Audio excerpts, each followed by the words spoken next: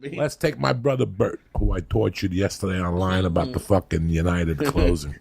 Let's take my brother Bert. Bert could do 3 beers and not feel a thing. It's like it's like a shrimp cocktail to him. Right. Like the way 200, 300 milligrams is to me, 3 beers to Bert is nothing. You know it, and I know it, and everybody in this that's listening to this knows it.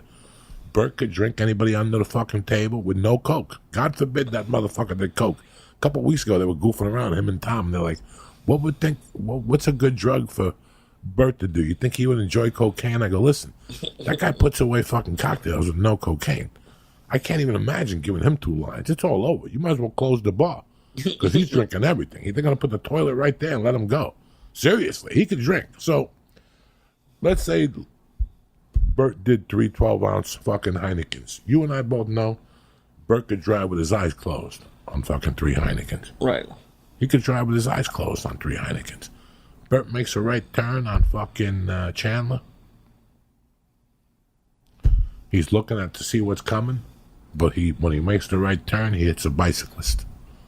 Yeah, it was dark out. In a bike lane, okay? Runs over the guy. They pull him over. He has a little bit of alcohol on his breath, not, skyrocketing over the limits, whatever. To you and me, it's an accident. The guy's riding his he wants to be speed racer at night, So what do I do with Bert now? So we give him 6 years for manslaughter, for being drunk, for a DUI. It's the right thing, blah, blah, blah, blah, blah. I'm not saying that guy doesn't have his rights, but at the same time, we all know Bert. We love Bert. Does he deserve 6 years? But that's how quick your life could change. Yeah. 1 minute I was at the dentist office. The next minute I was putting a guy in handcuffs, putting him on the floor, dragging him into a room.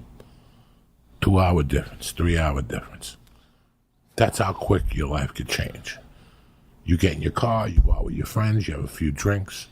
Those are the guys that when I got locked up, one of my friends that was the head of the laundry was Steve Simone.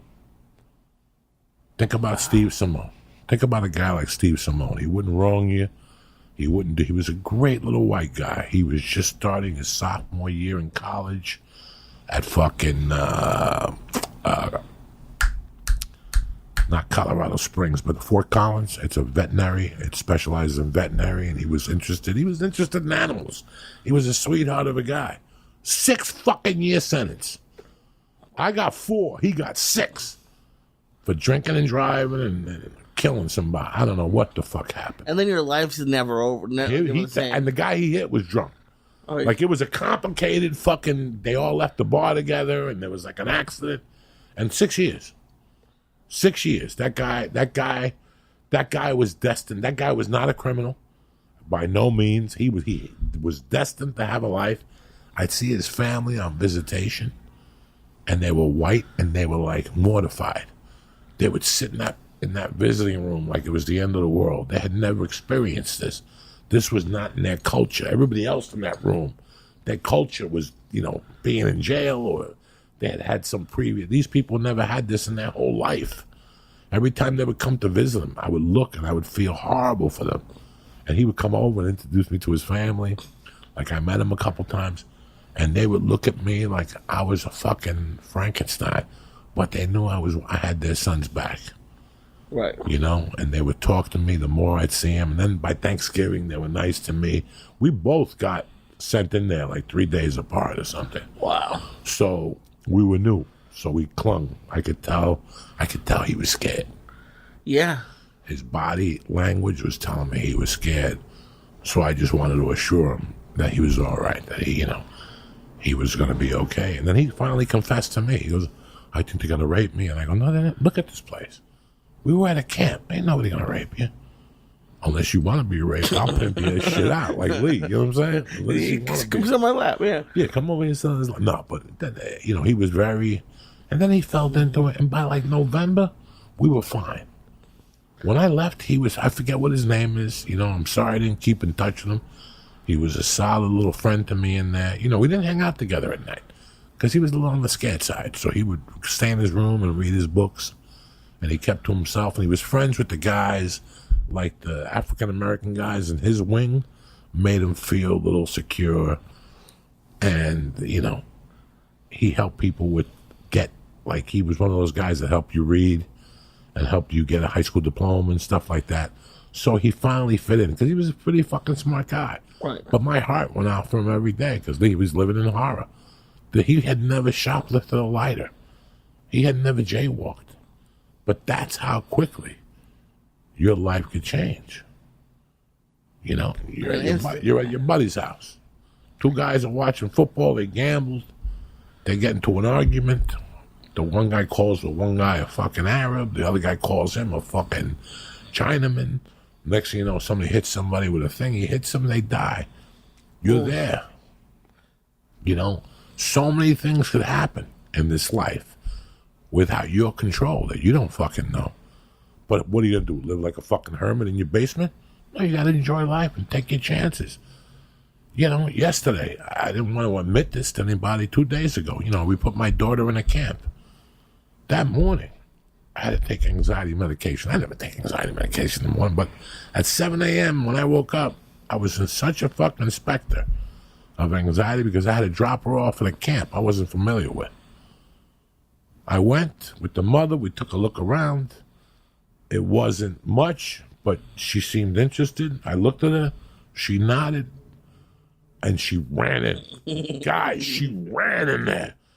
I had to say, mercy. And she turned around, and I go, see you. She goes, see you. Boom. She was dying to get away from us. 3 fucking months in the house, and we've done everything we can with her. But she's so fucking independent. She shot the fuck out of there. So all day, I was waiting. I had my phone on me. I'm waiting for the call. Come get me. This sucks. Somebody hit me. I thought all these bad, negative things.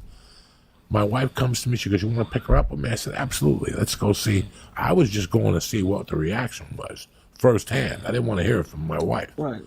I pull up. My wife goes, you want to come in? I go, no. I sit in the car. I made a call. I tried to call you. The service was down that day. And next thing you know, the window was open. I hear them both come out. And the first thing I hear is, Mommy, can I come back tomorrow? And my wife goes, yeah, you do. And my fucking heart settled. Everything went away. That was the last of my anxiety. Because now at least she's got a camp that'll hold her over. Right. Until she gets bored, which is about 2 weeks. Right. But by that time, the other camp will be ready with the pool. Hopefully, if the numbers don't go up. And this is like such a good example of like people changing. Because to me, you're like, yeah, that guy was scared in jail. That would be me. I'd be terrified. And you now, 20 years later, you're nervous that your daughter might not enjoy camp. Yeah. What are you talking about? Because, dog, this means I can't get my book done. Right, yeah. That means I'm on her she's on me all day. So I'm happy that. Plus, I didn't want her. Listen, these last couple generations that have come up, you fucking kids with your fucking computers and the staying in. The staying in bullshit drives me fucking crazy, kids. It drives me crazy. I've never seen a society like this. Every time I open up my front door and I look down the street, and I don't hear kids playing, my heart breaks more and more. Then I ride it off to California. Then I get on a plane, I come to your town to visit, to do comedy for the weekend. And that's the first thing I do is I tell the guy, like, let's go down to a residential neighborhood. There ain't no kids playing outside no more. I don't know what the fuck happened to society. You know, I want my kid to be out, and I want her girlfriends to be out with him. Walk around, get involved, go to the park. Ain't nobody gonna kill you. This is where we live. Ain't nobody gonna kill you. But I want her to be out. I want her to, when this shit happened from the beginning, I think it was the first week, my wife was like just waking up and doing homeschool with her. And I go, that's not gonna work. I go, you forget when you drop her off, she runs around for 20 minutes. And she talks and she gets her yayas out. That's what I call it, getting your yayas out. She talks, then you sit them down. Then you teach them. You teach them for an hour and a half. Once their fucking attention spans that's going backwards, boom! You take them outside again, throw them off, a different activity. Bring them back. She would say to me, I don't like to sweat. I don't give a fuck what you like. You're going to fucking sweat. I got footage of me playing basketball with her. I got footage of me making her do drills through cones at the church over there. and they had cones set up for people who would not go in. Right. I used them as drill cones. I had a fucking doing basketball, going around for fucking cones. I don't give a fuck. You're not staying in the fucking house all day. So for me, her going to camp, yeah, it helped me out because what these kids that are staying in every day, 10 years from now, they're going to be at a psychiatrist.